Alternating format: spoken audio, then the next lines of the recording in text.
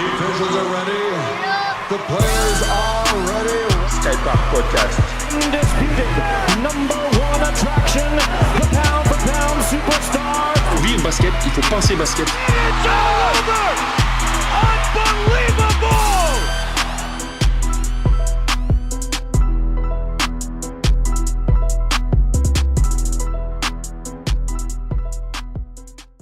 On passe à une légende du basket féminin de Saint-Delphin.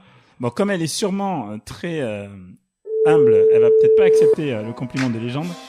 Peut-être pas. Mais c'est le cas. C'est Sabine Delay. Sabine qui joue maintenant en région avec l'équipe de Saint-Delphin.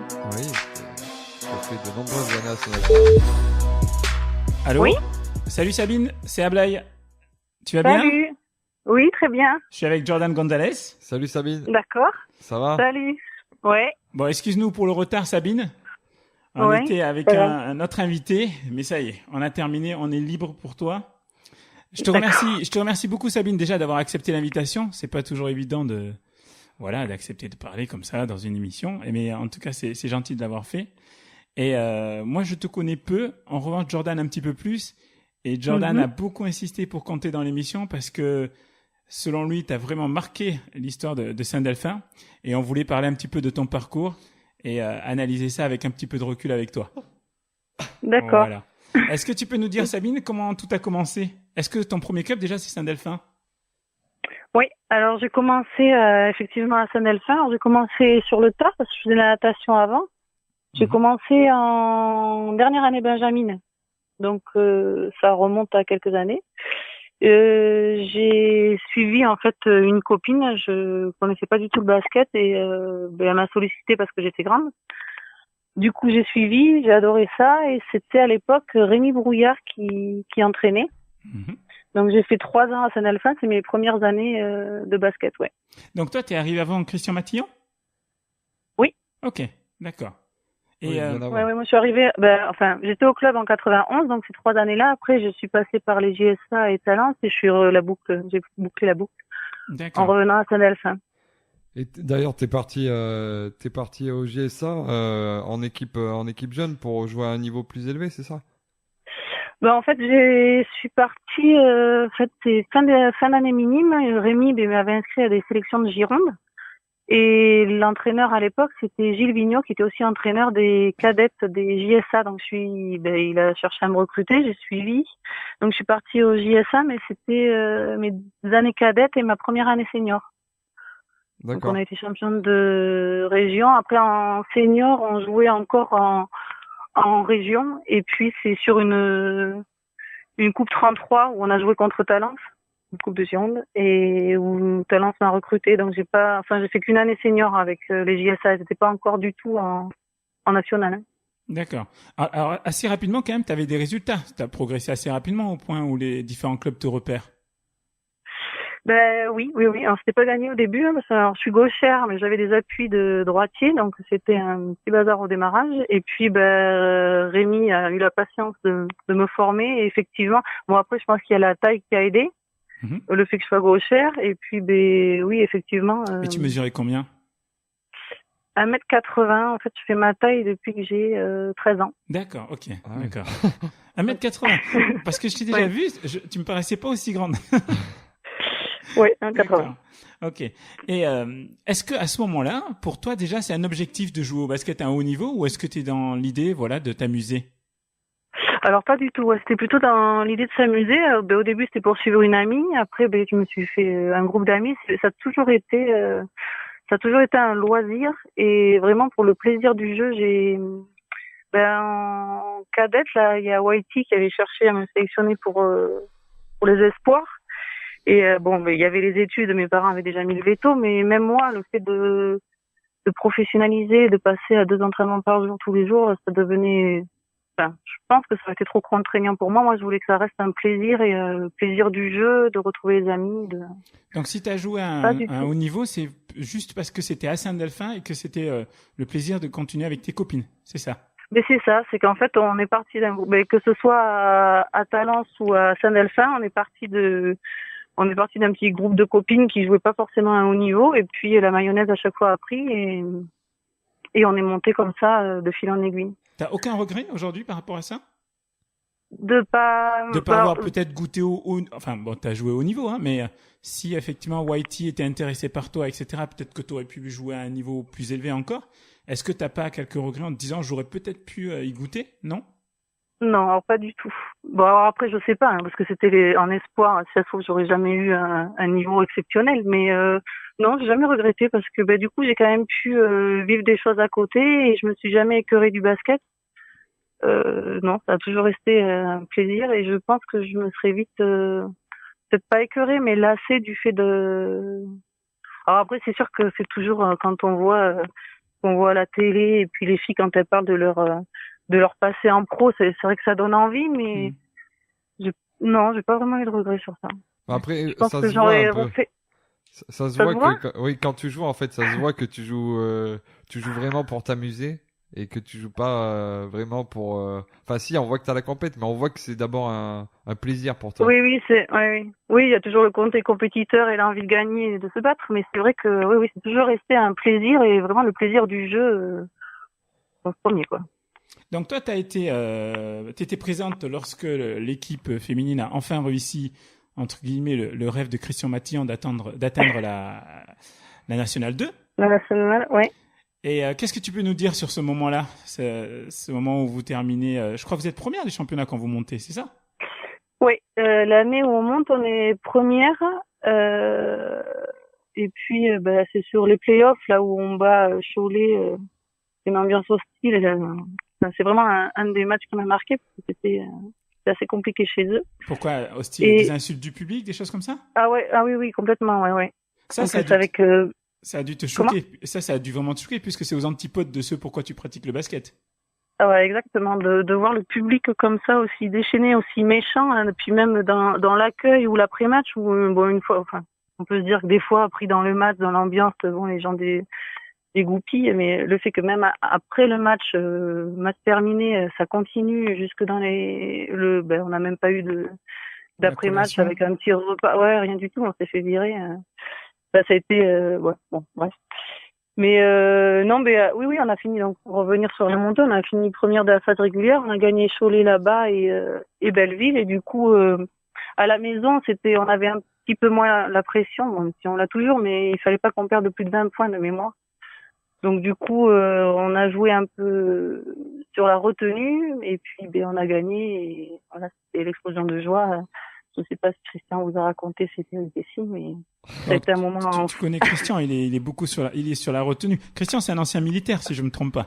Oui. Tout à fait. Il est sur la retenue, mais on a vu qu'il était quand même fier de ce que vous aviez réalisé. Après, là, Ablaï parle de la montée en N2, mais en fait, moi, je voulais un peu revenir sur les débuts, en fait, enfin pas les débuts, mais comment on est arrivé jusque voilà, là? comment vous êtes arrivé jusqu'à la N2? Parce qu'en fait, toi, tu jouais donc du coup à Talence en National 2 ou National 1? Ouais. Non, en fait, je suis arrivée à Talence, elles étaient en N3, et l'année où je suis arrivée, on est monté, on a passé une année sans faute, on est monté en N2. Et donc après, j'ai fait 9 ans en N2 avec elle, je suis restée 9 ans. Et puis je suis venue à Saint-Delphin en 2006 pour rejoindre ma sœur, qui jouait là-bas en honneur avec ses copines. Donc le passage N2 honneur, ça a été un moment où il a fallu s'adapter. Ouais, ça a dû être particulier. Oui, c'est ça, mais on se sent de suite beaucoup plus brute, beaucoup plus, enfin, que ce soit par l'arbitrage ou par les filles qui, quand on s'appuie un peu, volaient. Donc, les premiers matchs, c'était compliqué. Je crois que je sortais à chaque fois pour 5 fois. Mais bon, je me suis adaptée. Cette année-là, donc, on est monté en promo, l'année où je suis arrivée. L'année d'après, on a fini championne de promo. On est monté en prénat. Ah oui, l'ascension s'est fait rapidement, en fait. En fait, t'es revenu. Là, en 2 ans. T'es revenu et t'as amené quelques copines, c'est ça, d'après ce que je me souviens? Tout à fait. C'est ça. Toujours chaque année, j'ai ramené une ou deux copines. Voilà, mais exactement. Et puis à chaque fois, l'ambiance a prise. Et puis on est monté en 2 ans. Après, moi, j'ai fait une petite pause de 2008-2009. J'étais enceinte. Et l'année d'après, on est monté en N3. En 2009-2010. Ouais. L'année d'après, quand tu es revenu? Ouais. Moi, j'ai fait une pause de 2008-2009. Et l'année 2009-2010, j'ai repris. Il y a encore des copines qui ont suivi. Et c'est l'année où on est monté en N3. Et c'est là où ensuite Jacques est arrivé. Et puis après, la N3, c'est de suite plus facile. Ça attire plus de monde. Donc là, c'était toujours un cercle d'amis. Mais c'était plutôt elle qui avait tendance à venir que nous aller les chercher, quoi. Mais c'est quand même incroyable. Moi, ce que je trouve incroyable, c'est qu'en fait, à chaque fois que tu joues, l'équipe monte. Ah oui. Ouais, Est-ce oui, que on c'est peut le grâce à voir toi? comme ça. Non, mais c'est peut-être un raccourci que je fais, mais Ouais, non, mais c'est le fait aussi que j'ai amené des copines, je pense, et puis que, bon, après, le passage de N2 à Honneur, effectivement, j'ai sûrement apporté, mais après, comme on dit, c'est un sport co, il n'y a pas qu'une joueuse sur le terrain, donc, tout à fait. c'est que ça a pris et que tout le monde avait sa place, et puis, Mais justement, qu'est-ce que tu penses que t'apportes à une équipe? euh, Aussi bien qu'est-ce sûr que qu'en dehors du terrain, qu'est-ce que tu apportes? Bon, je serais plus moi dans la cohésion, l'ambiance. Moi, c'est toujours pareil. Je reviens au mot plaisir. Hein, donc, s'il n'y a pas une bonne ambiance, il faut qu'il y ait la compétition et que chacune ait envie de montrer le meilleur pour jouer le week-end. Mais il faut que ça reste dans un bon esprit et dans un esprit festif. Et donc, moi, je pense que je travaille. J'apporte autour de ça, c'est-à-dire que ça va être plutôt dès que je vais voir quelqu'un qui est pas bien ou qui est en deçà ou qui se sent en dehors du groupe, je vais tout faire pour qu'elle se sente à l'aise et qu'elle se réintègre au groupe et que ça se passe bien pour tout le monde toute l'année, quoi. Et Donc, alors, tu étais la capitaine de l'équipe? alors là, à Saint-Delphin, oui, je Sur les l'ai. dernières années, en tout cas. Oui. Ok. D'accord. Et en fait, toi, tu joues plus du coup là avec la N2? Et bien cette année, je suis repartie avec l'équipe 2. Parce que là, la N2, on était à 3 entraînements, peut-être 4. Moi, entre le boulot, les enfants et le basket, ça commençait à être compliqué point de vue timing, de gérer tout ça parce que au bout, j'ai des déplacements aussi. Donc, j'avais déjà du mal à être là aux 3 entraînements. Donc là, je suis partie avec l'équipe 2. Et avec l'objectif de monter en N3, effectivement. On est en R2 là cette année. Pour le moment, ça se passe plutôt bien. Et puis j'espère que ça va continuer et qu'on va monter en N3. Après avoir monté l'équipe 1, maintenant tu montes l'équipe 2. Voilà, c'est ça. Je vais essayer en tout cas. C'est l'objectif que tu te fixes de monter en N3 ou c'est l'objectif du club? Non, c'est le club. Oui, le club. C'est ambitieux. Ouais. D'accord. Il faut qu'il y ait un peu de relève. Si jamais le coach de l'équipe 1, Jean-Philippe, te rappelle pour l'aider avec l'équipe 1, est-ce que tu es disponible? Oui. On avait, en fin d'année, quand j'avais dit que je voulais jouer en équipe 2, ce que m'avait dit Jean-Philippe, que lui me voyait encore, il me comptait encore et que il comprenait par rapport à tous les impératifs que j'avais à côté, mais que il m'a demandé s'il pouvait faire appel à moi s'il y avait des blessés, des manques, et puis j'ai accepté avec grand plaisir. Ouais, en fait, sportivement, t'aurais pu encore continuer avec la N2 sans problème. Sans problème, je sais pas, parce que il y a l'âge qu'avance, il y a les contraintes de la semaine où je fatigue plus vite mais j'aurais pu faire, je pense que j'aurais pu faire une année ou deux de plus, mais ça devenait trop contraignant, quoi. C'est quand même incroyable cette longévité, en fait. Ça fait Comment? Ah oui. Cette longévité. C'est parce que j'ai commencé tard, peut-être. J'ai commencé tard et puis je sais, oui, c'est vrai. Parce que maintenant, ça y est, je suis la mamie, il y a un choc des générations dans l'équipe, là. Oui, parce que tu dois avoir des petites jeunes avec toi dans l'équipe 2, non? Ah oui, oui. J'ai il y a Clem, par exemple, qui a 20 ans, ou 21 ans. Ah oui. Donc, effectivement, là, on est une équipe où il y a un côté maman et un côté les toutes jeunes qui arrivent. Donc, pareil, là, pour le moment, là, on a eu un peu peur de ça, justement, que ça prenne pas, qu'il y ait vraiment un gros décalage. Puis pour le moment, ça prend. On a réussi chacune à trouver un équilibre. Chacune se chambre de génération, mais ça se passe bien. Moi, j'avais justement une question à te poser par rapport à ce que Jordan vient d'évoquer, par rapport à ta longévité. Bon, on dit pas ça comme si tu avais 60 ans non plus. Mais... non, t'as quel âge d'ailleurs? Dans le sport, je suis très vieille, oui. Alors, on va dire plutôt ta longévité et ta capacité à performer toujours au même niveau en réalité, parce que j'ai pas forcément l'impression. Je suis venu voir assez souvent Saint-Delphin jouer. J'ai pas vu de déclin dans ta façon de jouer en réalité. Et je sais que ma copine, qui a grandi à Saint-Delphin aussi, me disait souvent, mais tu te rends compte, elle a eu 2 enfants et tout, comment elle fait? C'est ça, t'as 2 enfants? Oui, c'est ça, oui. Elle me disait comment elle fait, elle a retrouvé sa silhouette, etc. Enfin, et donc c'était savoir, est-ce que tu fais attention à ta nutrition ou est-ce que tu fais du sport chez toi? Enfin, est-ce qu'il y a quelque chose de particulier que tu fais pour t'entretenir? Bah alors pas du tout. Parce que alors, j'ai pas du tout le temps. Alors manger équilibré, on va pas dire ça non plus, hein, parce que je suis plutôt pâte, sucre lent et puis chocolat. Mais le fait d'être, enfin, je pense qu'il y a beaucoup qui est dans la tête déjà. Le fait que ce soit toujours resté un plaisir, et que l'envie juste de se battre une fois qu'on est dans le terrain et que le match commence. Je sais pas, on se surpasse parce qu'on a envie de donner le meilleur et d'apporter à l'équipe et que l'équipe gagne. Après, j'ai aussi l'avantage, c'est que je joue à l'intérieur, donc j'aurais été ailière ou meneuse.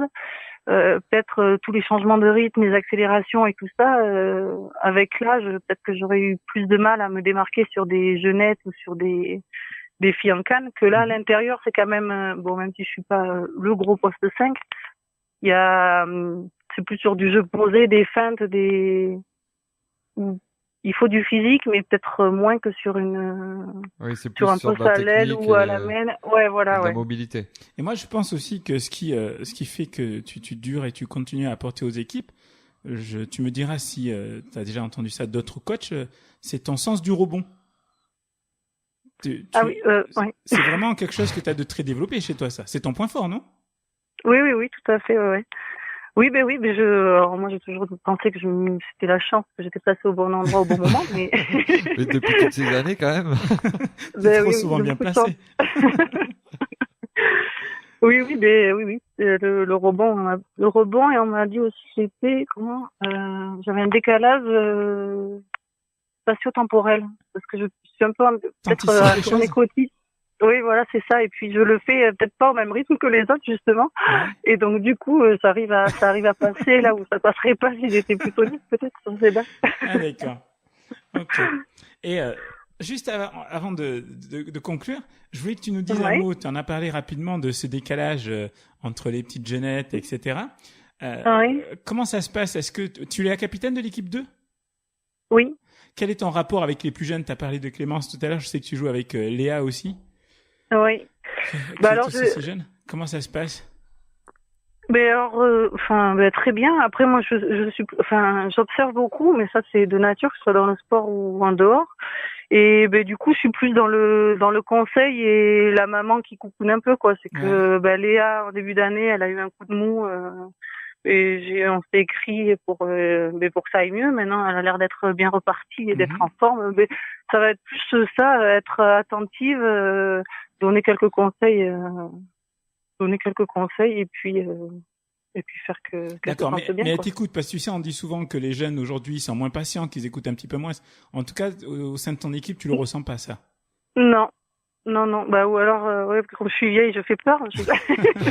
Mais non, elles sont vraiment à l'écoute et puis elles aussi, je pense qu'elles ont envie que ça se passe bien et elles sont peut-être même demandeuses. Donc franchement, après on démarre, on débute, on a fait que 4-5 matchs, on a pour le moment quasiment tout gagné, donc ça aide aussi à la bonne ambiance. Faudra voir dans les moments un peu plus durs comment ça se passe, mais oui, non, pour le moment elles sont à l'écoute, elles ont envie de bien faire et puis nous, on s'impose pas non plus.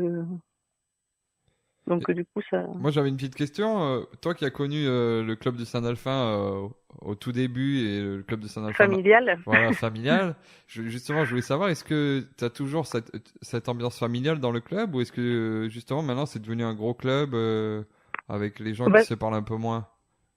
Justement, je pense qu'on est un peu en période de transition. Là, on est entre deux, quoi. On a encore un peu la partie familiale qui n'arrive pas à basculer vers le professionnel, et en même temps, on essaie justement d'être pro.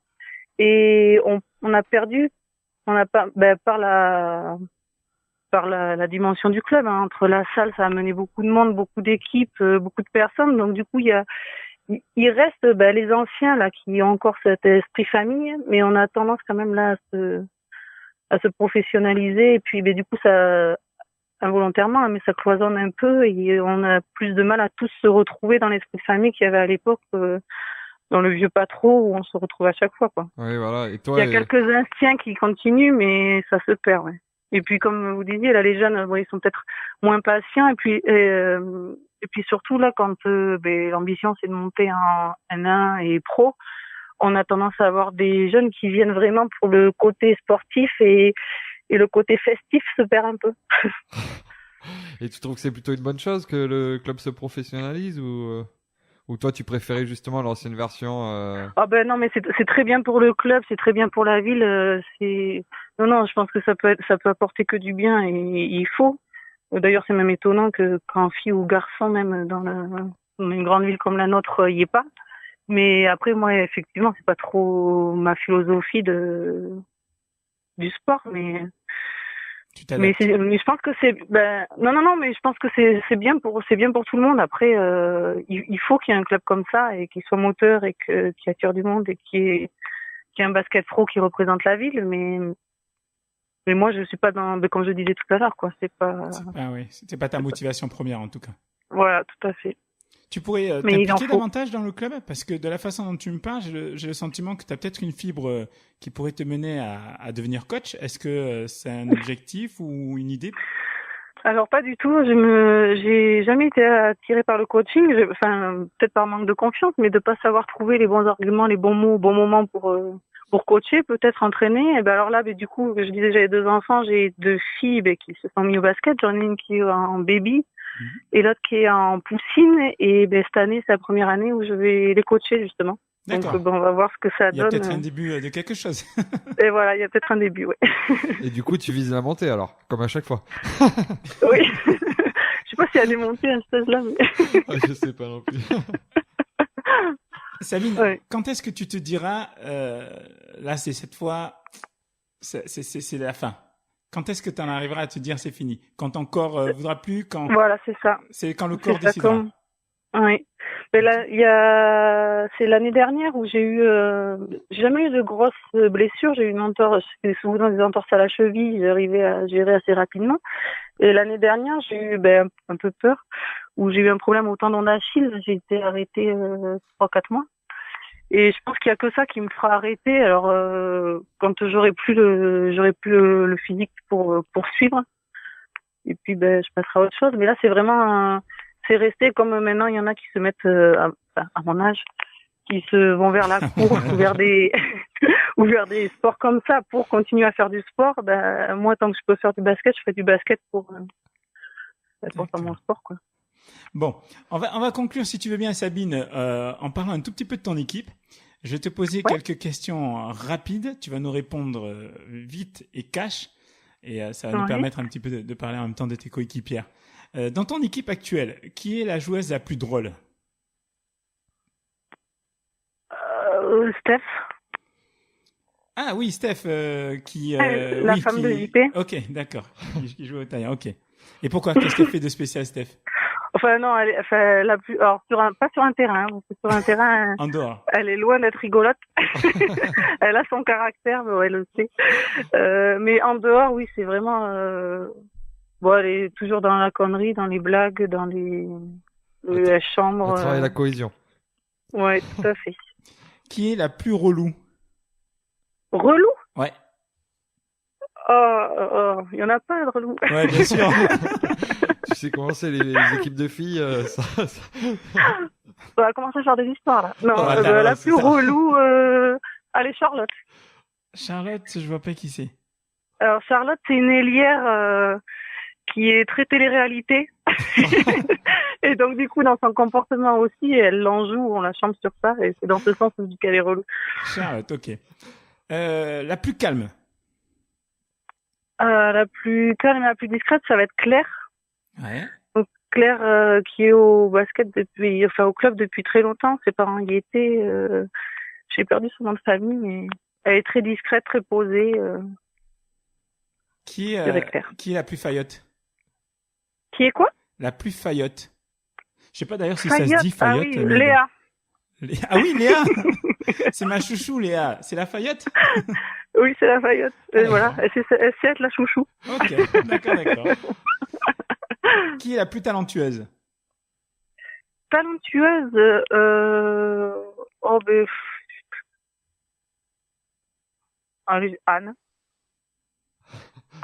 Je vais toutes les citer, alors je l'élimine au fur et à Il restait mesure. Anne. Anne, c'est qui? C'est Anne, c'est une ailière aussi. Elle est au club depuis. Elle est au comité. Enfin, oui, elle était au comité directeur. Elle est arrivée, je sais pas, il y a quelques années. Elle s'entraînait de temps en temps et jouait de temps en temps avec nous en une à l'époque.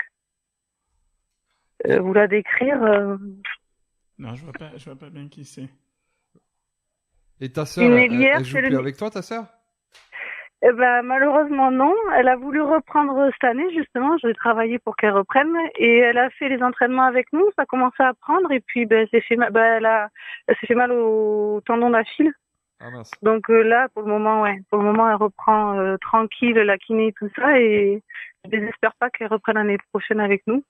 Ah, elle va Avec quand même Nanou reprendre avec toi. aussi, retrouver les copines. Les copines. Voilà. Et la dernière Bonjour. question, il reste 2 secondes de jeu. Tu dois donner la balle à une de tes coéquipières pour gagner le match. À qui tu le donnes? C'est à 2 points ou 3 points? Bonne question, j'y avais pas pensé. On va dire allez, à 2 points. À 3 points. À 3 points, ce sera Léa, je pense, qui est très à droite à 3 points. Ouais. À 2 points, à moi. Non, je déconne. À 2 points, à Anne peut-être, ouais. Toi, tu prendras le rebond, de toute façon. Ouais. Voilà, Voilà. tir au robot. Parfait. Mais Sabine, on te remercie beaucoup d'avoir joué le jeu. Merci beaucoup, Sabine. De rien, On c'est te plaisir. souhaite une bonne fin de saison et puis sûrement qu'on reprendra de tes nouvelles au cours de l'année. D'accord, ça marche. Et bravo pour Ça toutes marche. ces montées, franchement. Non. Je n'ai qu'accompagner. Hein. Allez, bonne soirée à toi. Bonne soirée, au revoir. Salut, bonne Ciao, soirée. ciao. Sabine, la légende de Saint-Delphin. Franchement, moi, je voulais qu'on l'ait en interview. Parce que je suis sûr qu'il y a beaucoup de gens qui se demandent comment Saint-Delphin est arrivé en N2. Alors certes, il y a eu beaucoup de joueuses qui sont passées par là, mais souvent il y a un petit facteur chance. Et je crois que le facteur chance de Saint-Delphin, c'était que Sabine... Voilà. Non, mais que Sabine ait surtout envie de jouer avec sa sœur, qui jouait à l'époque à Saint-Delphin, et du coup qui est partie de National 2 pour aller jouer en honneur région à Saint-Delphin avec sa sœur. Et puis voilà ce qui s'est passé après. Comme elle a dit, les copines sont venues année après année, et puis toutes les montées les unes après les autres. Et aujourd'hui, Saint-Delphin est le club féminin de la région bordelaise. En tout cas, c'est quelqu'un de très humble. Moi, j'ai noté ça. Très très. Parce que quand tu l'écoutes, on perçoit pas très bien à quel point elle a été importante pour le club. Mais si on avait l'occasion d'en parler avec d'autres joueuses, je pense qu'elle nous dirait effectivement à quel point elle est importante dans l'effectif. Mais en tout cas, elle est vraiment comme on la voit sur le terrain. Elle est vraiment sans prise de tête. Elle joue vraiment juste pour se faire plaisir. C'est vraiment chouette de voir ça.